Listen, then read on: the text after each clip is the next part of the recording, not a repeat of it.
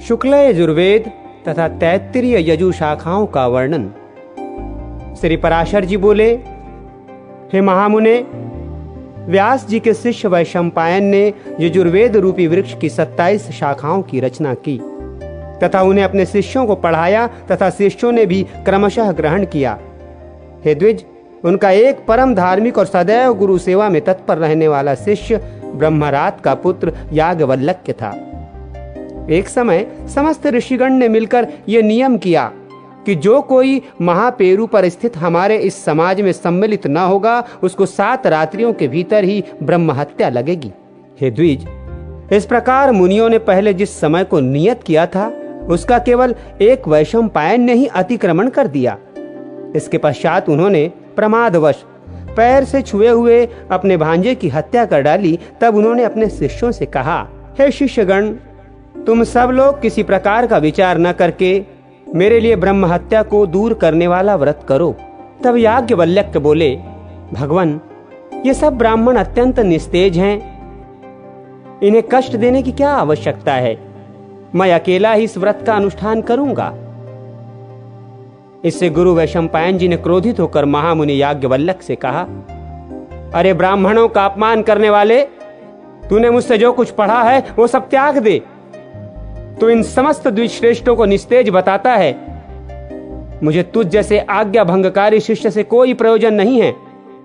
याज्ञवल्क्य ने कहा, हे द्विज, मैंने तो भक्तिवश आपसे ऐसा कहा था, मुझे भी आपसे कोई प्रयोजन नहीं है। लीजिए, मैंने आपसे जो कुछ पढ़ा है वो ये मौजूद है।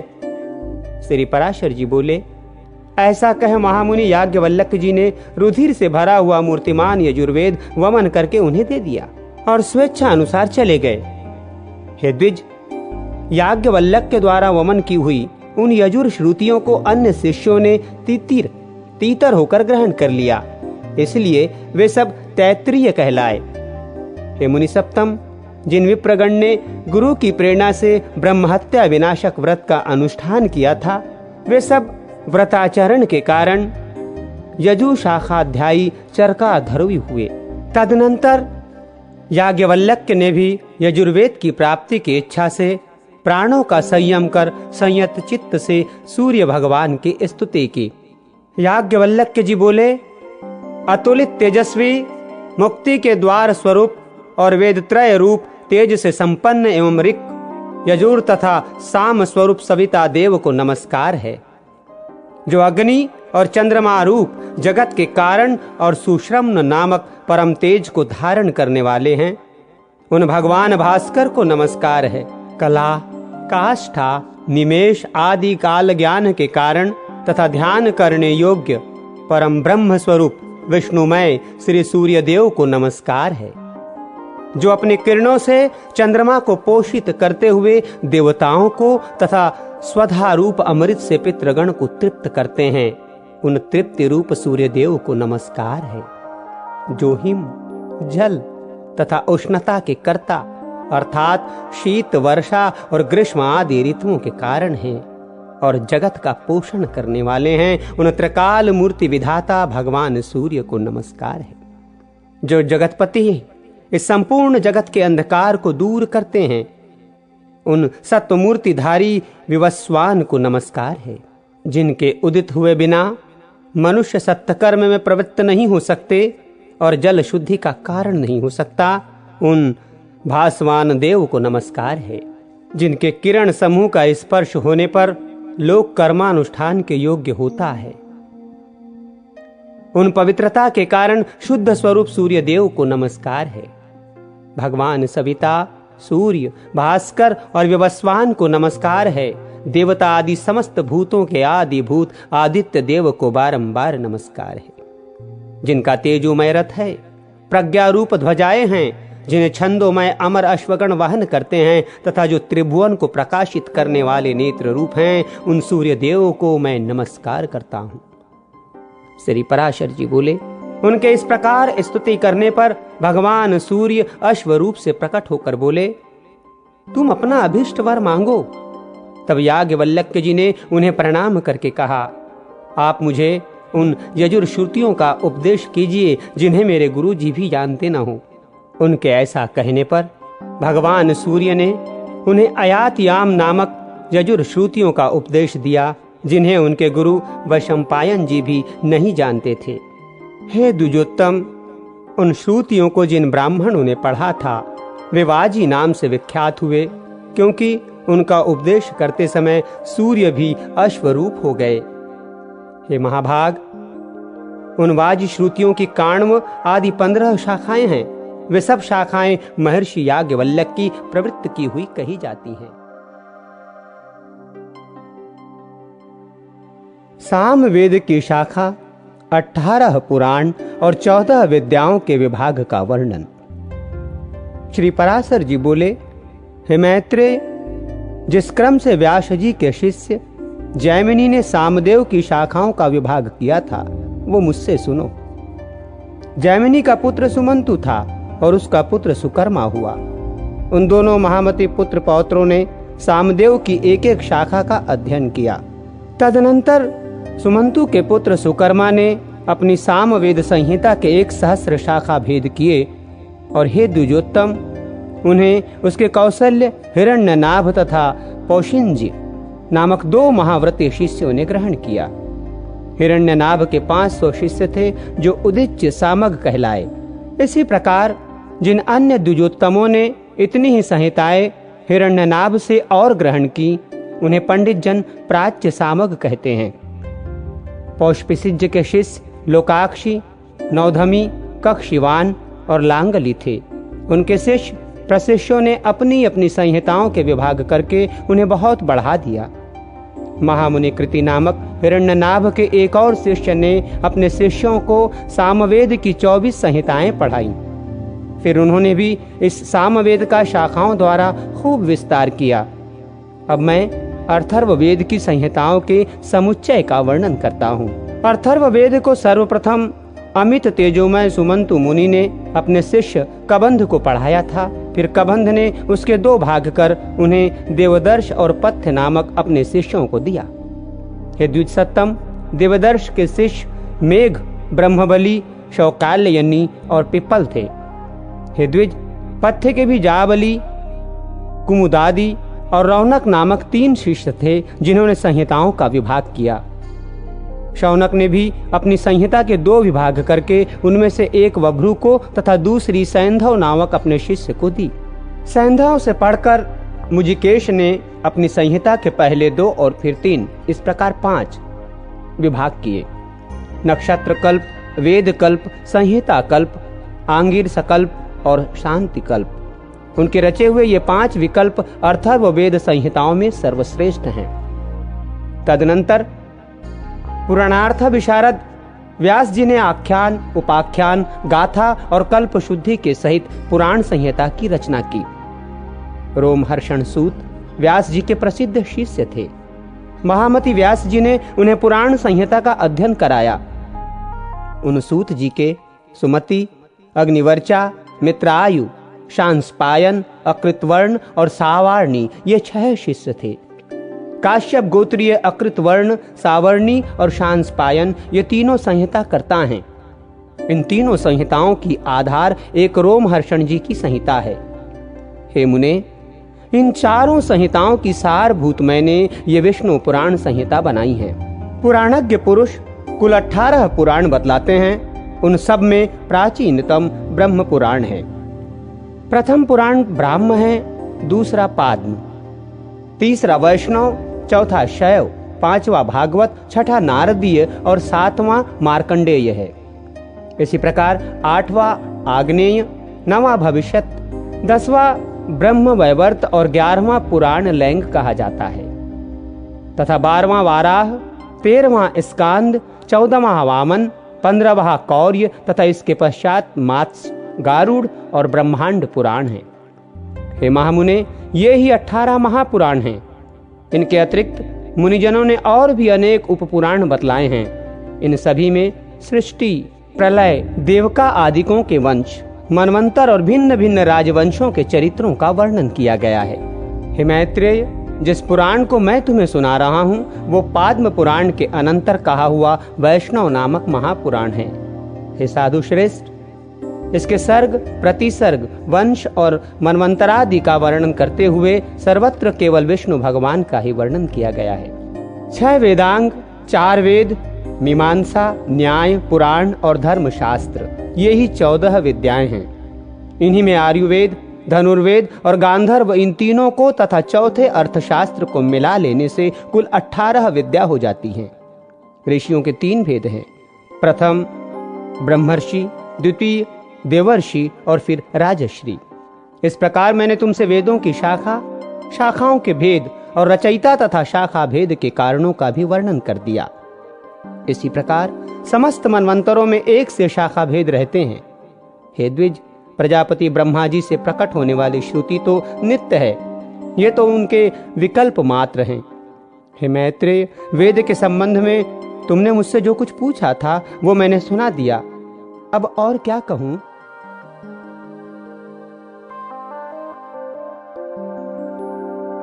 यम गीता। श्री मैत्रेय जी बोले, हे गुरु, मैंने जो कुछ पूछा था वो सब आपने यथावत वर्णन किया। अब मैं एक बात और सुनना चाहता हूं, वो आप मुझसे कहिए। हे महामुने, 7 द्वीप, 7 पाताल और 7 लोक, ये सभी स्थान जो इस ब्रह्मांड के अंतर्गत हैं, स्थूल, सूक्ष्म, सूक्ष्मतर, सूक्ष्माति सूक्ष्म तथा स्थूल और स्थूलतर जीवों से भरे हुए हैं। हे मुनि सत्तम, 1 अंगुल का 8वां भाग भी कोई ऐसा स्थान नहीं है जहां कर्म बंधन से बंधे हुए जीव न रहते हो। किंतु हे भगवान, आयु के समाप्त होने पर ये सभी यमराज के वशीभूत हो जाते हैं और उन्हीं के आदेशानुसार नरक आदि नाना प्रकार की यातनाएं भोगते हैं। तदनंतर पाप भोग के समाप्त होने पर वे देवादि योनियों में घूमते रहते हैं। सकल शास्त्रों का ऐसा ही मत है। अतः आप मुझे वो कर्म बताइए जिसे करने से मनुष्य यमराज के वशीभूत नहीं होता। मैं आपसे यही सुनना चाहता हूं प्रभु। श्री पराशर जी बोले, हे मुने, यही प्रश्न महात्मा नकुल ने पितामह भीष्म से पूछा था। उसके उत्तर में उन्होंने जो कुछ कहा था वो सुनो। भीष्म जी ने कहा, हे वत्स, पूर्व काल में मेरे पास एक कलिंग देशीय ब्राह्मण मित्र आया और मुझसे बोला। मेरे पूछने पर एक जातिस्मर मुनि ने बतलाया था कि ये सब बातें अमुक अमुक प्रकार की होंगी। हे वत्स, उस बुद्धिमान ने जो जो बातें जिस जिस प्रकार होने को कही थी वे सब ज्यों की त्यों हुई। इस प्रकार उसमें श्रद्धा हो जाने से मैंने उससे फिर कुछ और भी प्रश्न किए और उसके उत्तर में उस द्विश्रेष्ठ ने जो जो बातें बतलाई उनके विपरीत मैंने कभी कुछ नहीं देखा। एक दिन जो बात तुम मुझसे पूछते हो वही मैंने उस कलिंग ब्राह्मण से पूछी। उस समय उसने उस मुनि के वचनों को याद करके कहा कि उस जातिस्मर ब्राह्मण ने यम और उनके दूतों के बीच में जो संवाद हुआ था वो अति गूढ़ रहस्य मुझे सुनाया था। वही मैं तुमसे कहता हूं। कालिंग बोला। अपने अनुचर को हाथ में पाश लिए देखकर यमराज ने उसके कान में कहा, भगवान मधुसूदन के शरणागत व्यक्तियों को छोड़ देना, क्योंकि मैं वैष्णवों से अतिरिक्त और सब मनुष्यों का ही स्वामी हूं। देव पूज्य विधाता ने मुझे यम नाम से लोगों के पाप पुण्य का विचार करने के लिए ही नियुक्त किया है। मैं अपने गुरु श्री हरि के वशीभूत हूं, स्वतंत्र नहीं हूं। भगवान विष्णु मेरा भी नियंत्रण करने में समर्थ हैं। जिस प्रकार सुवर्ण भेद रहित और एक होकर भी कटक, मुकुट तथा कर्णिका आदि के भेद से नाना रूप प्रतीत होता है, उसी प्रकार एक ही हरि का देवता, मनुष्य और पशु आदि नाना विध कल्पनाओं से निर्देश किया जाता है। जिस प्रकार वायु के शांत होने पर उसमें उड़ते हुए परमाणु पृथ्वी से मिलकर एक हो जाते हैं, उसी प्रकार गुणशोभ से उत्पन्न हुए समस्त देवता, मनुष्य और पशु आदि उसका अंत हो जाने पर उस सनातन परमात्मा में लीन हो जाते हैं। जो भगवान के सुरवर वंदित चरण कमलों की परमार्थ बुद्धि से वंदना करता है, धृताहुति से प्रज्वलित अग्नि के समान समस्त पाप बंधन से मुक्त हुए उस पुरुष को तुम दूर से ही छोड़कर निकल जाना। यमराज के ऐसे वचन सुनकर पाश हस्त यमदूत ने उनसे पूछा, प्रभो, सबके विधाता भगवान हरि का भक्त कैसा होता है, ये आप मुझसे कहिए। यमराज बोले, जो पुरुष अपने वर्ण धर्म से विचलित नहीं होता, अपने सुहृद और विपक्षियों के प्रति समान भाव रखता है किसी का द्रव्य हरण नहीं करता तथा किसी जीव की हत्या नहीं करता, उस अत्यंत रागादि शून्य और निर्मल चित्त व्यक्ति को भगवान विष्णु का भक्त जानो। जिस निर्मल मति का चित्त कली कलमश रूप मल से मलिन नहीं हुआ और जिसने अपने हृदय में श्री जनार्दन को बसाया हुआ है, उस मनुष्य को भगवान का अतीव भक्त समझो।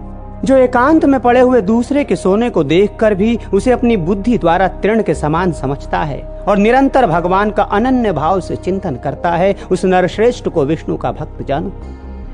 कहां तो स्फटिक गिरी शिला के समान अति निर्मल भगवान विष्णु और कहां मनुष्यों के चित्त में रहने वाले राग द्वेषादि दोष। इन दोनों का संयोग किसी प्रकार नहीं हो सकता। हिमकर चंद्रमा के किरण जाल में अग्नि तेज की उष्णता कभी नहीं सह सकती हैं। जो व्यक्ति निर्मल चित्त, मात्सर्य रहित, प्रशांत और शुद्ध चरित्र, समस्त जीवों का सुहृदय, प्रिय और हितवादी तथा अभिमान एवं माया से रहित होता है, उसके हृदय में भगवान वासुदेव सर्वदा विराजमान रहते हैं। उन सनातन भगवान के हृदय में विराजमान होने पर पुरुष इस जगत में सौम्य मूर्ति हो जाता है। जिस प्रकार नवीन शाल वृक्ष अपने सौंदर्य से ही भीतर भरे हुए अति सुंदर पार्थिव रस को बतला देता है।